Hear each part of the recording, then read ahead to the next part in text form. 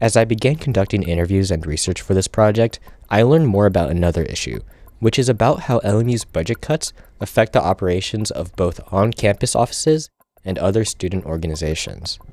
For my first example, an important office that has suffered because of the lack of funding is the Disability Support Services. From various students, I have heard about the difficulties that DSS has been faced with due to both the lack of funding and, even worse, a lack of respect from other offices. I will let Owen explain. A lot of the faculty that works at DSS, they're absolutely wonderful people. I've never had any issues with any of the faculty there. They want to help. It's just that sometimes LMU doesn't put enough funding towards disabled student services.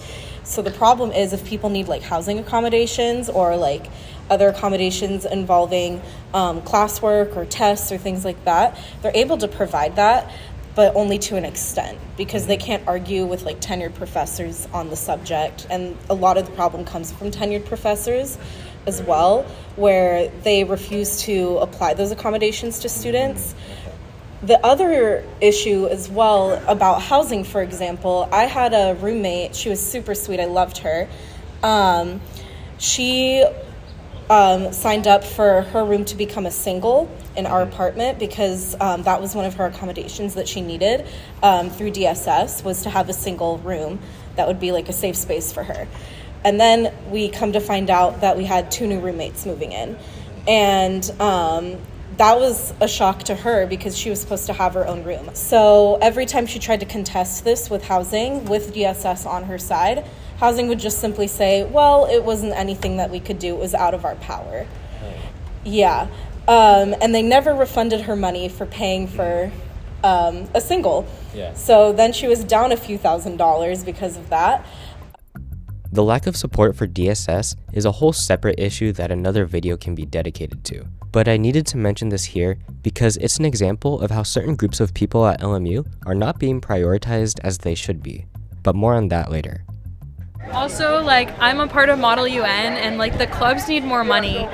We were supposed to hold our own Model UN conference and we weren't able to. We were supposed to go to a conference. We're going in a couple weeks and we could only bring 8 people. And all of us kind of had to chip in for that because there wasn't enough of a budget for the club to actually take everyone who wanted to go. Going back to this clip, she brings up a point about LMU clubs struggling to receive the money they need to have proper events. SAFAB, or the Student Activity Fee Allocation Board, is LMU's program to provide financial assistance to university-registered student organizations. I think it's just because a lot of orgs, applied for SAFAB this year, so it was kind of they had to reduce the amounts they were giving, but it's kind of we just didn't get enough. So we have a GoFundMe. I don't know if it's going to come out before the thingy, but yeah, we have a GoFundMe that we're trying to promote, and it's kind of it's up to us, basically.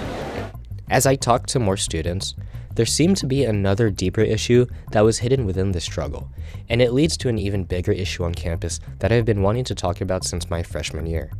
In a voice interview with Teagan So, the president of Hantao, she states what I just mentioned about SAFAB being stretched too thin, but she then goes on to discuss a topic I hadn't heard of until then.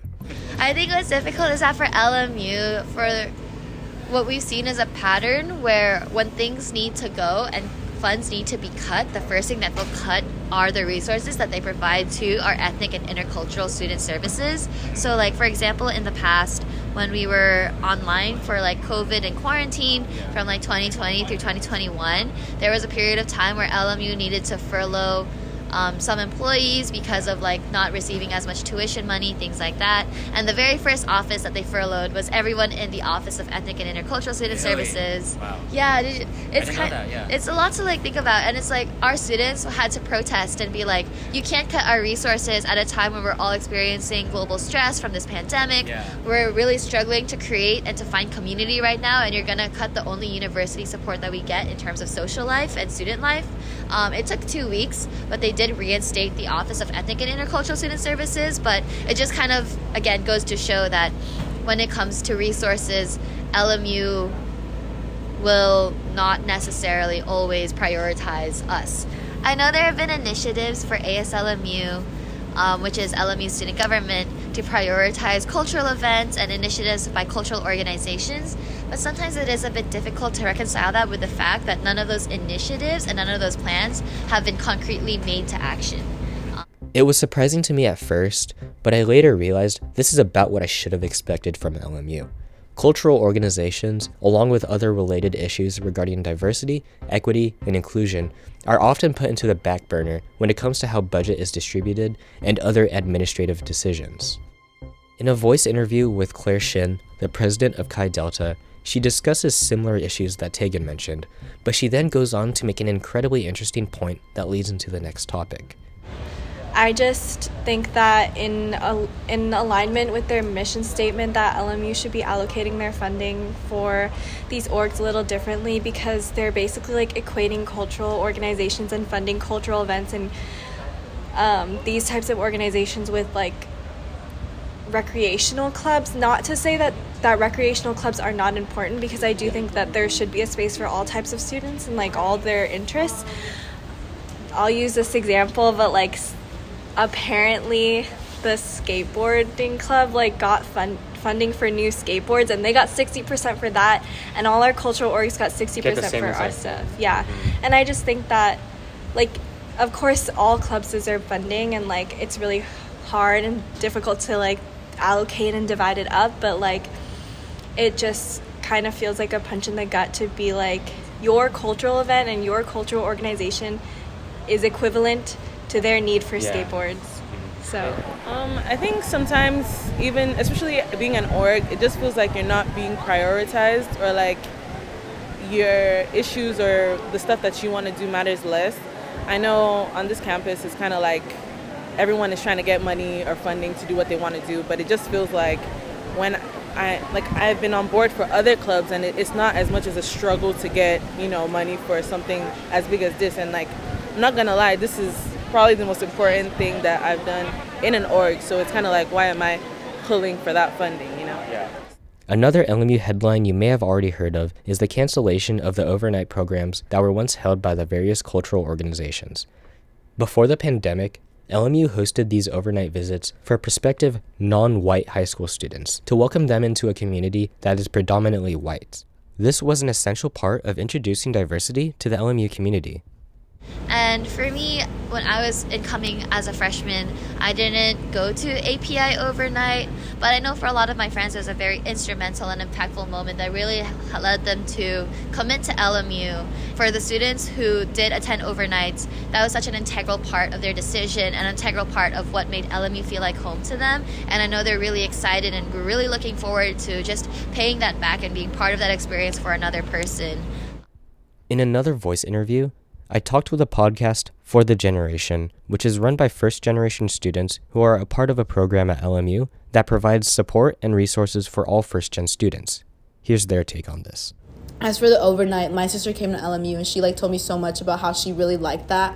And so now for them to get rid of it, I feel like that's kind of shitty, sorry, but how are these students gonna want to how are they gonna know that they feel welcomed at LMU if they're not being offered this? And I don't know if there is a substitute for these overnights. I know they're saying there is, but is there truly going to be? That's a whole nother thing.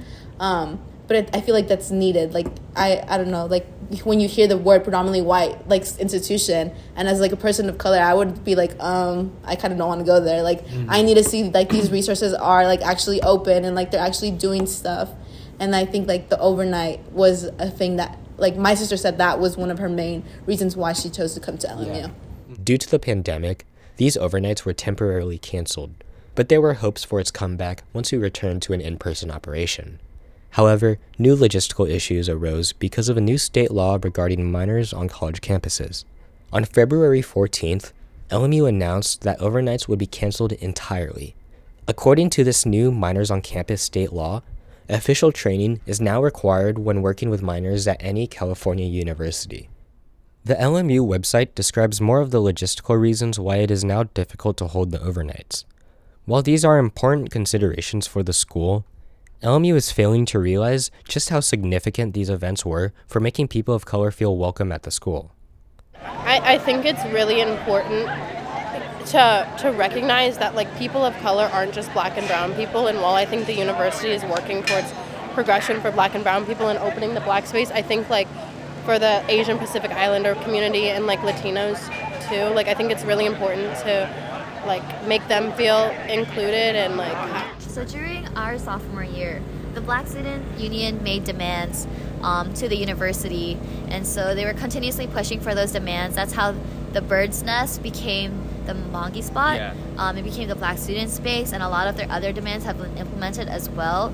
We, the Asian Pacific Islander students, also made demands. It was through an organization that we created called the Asian Pacific Islander Student Coalition.